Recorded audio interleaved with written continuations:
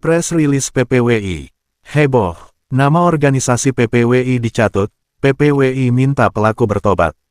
Jakarta, hari ini, Kamis, tanggal 16 Januari tahun 2025, beredar luas sebuah surat menggunakan kop surat PPWI palsu, mengatasnamakan Organisasi Persatuan Pewarta Warga Indonesia PPWI, yang ditujukan kepada Kepala Dinas Pendidikan Kabupaten Pangandaran, tertarikh tanggal 15 Januari tahun 2025.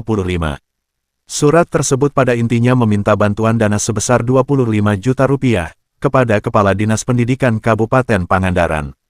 Dalam surat itu, tertulis pembuat dan atau pengirim surat adalah Ketua PPWI Perwakilan Priangan Timur, H. Asep M. Kurnia S.Sos, dari Media Patroli Indonesia, dan Sekretaris PPWI Perwakilan Priangan Timur, Ade Fadil dari Media Metro Pagi. Terkait dengan surat tersebut, PPWI Nasional menyampaikan dengan tegas bahwa surat tersebut palsu, dan meminta kepada para pihak yang dikirimi surat semacam ini untuk mengabaikannya.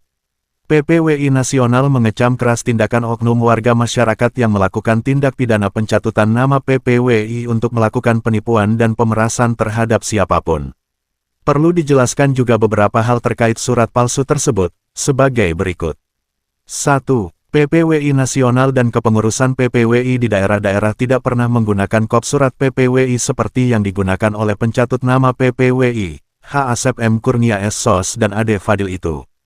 Kop surat PPWI resmi yang digunakan selama ini tidak menggunakan logo PPWI berbentuk tameng.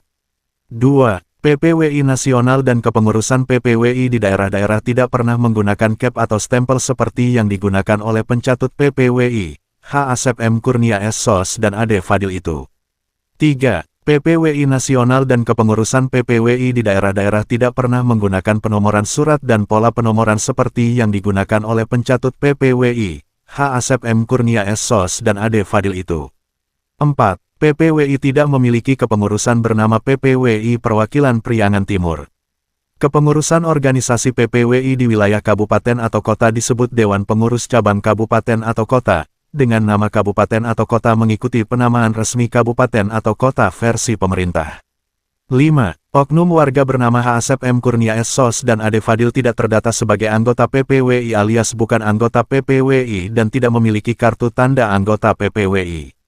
Atas perbuatan kedua oknum pencatut nama PPWI untuk melakukan permintaan dana dan atau memeras pejabat di Kabupaten Pangandaran itu, PPWI akan melakukan langkah hukum dengan melaporkan kasus ini ke pihak berwajib.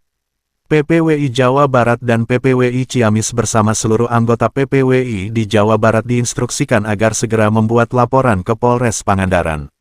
Kepada kedua terduga pelaku pencatutan organisasi PPWI yang nama-namanya tercantum dalam surat tersebut agar segera bertobat, membuat pernyataan permohonan maaf kepada PPWI, pejabat Dinas Pendidikan Kabupaten Pangandaran, dan masyarakat umum, serta berjanji tidak akan mengulangi perbuatan tercela semacam itu lagi. PPWI membuka diri kepada semua warga untuk bergabung di PPWI, melakukan kerja-kerja jurnalistik secara jujur dan beretika, dan bekerja secara benar dalam mencari pemenuhan kebutuhan hidup melalui berbagai program pemberdayaan masyarakat yang ada di PPWI. Sebagai informasi, tindak pidana pencatutan nama, baik nama orang, organisasi, lembaga dan atau pihak lain dengan maksud menipu, meminta uang, dan atau memeras, dapat dijerat dengan pasal 378 tentang penipuan dengan ancaman hukuman 4 tahun penjara.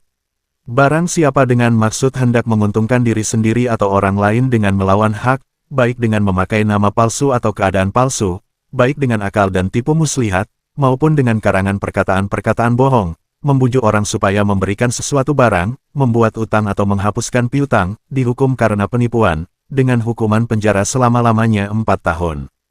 Jakarta, tanggal 16 Januari tahun 2025. Sumber, Wilson Lalengke, Ketua Umum PPWI. Fahrul Razi, Sekretaris Jenderal PPWI.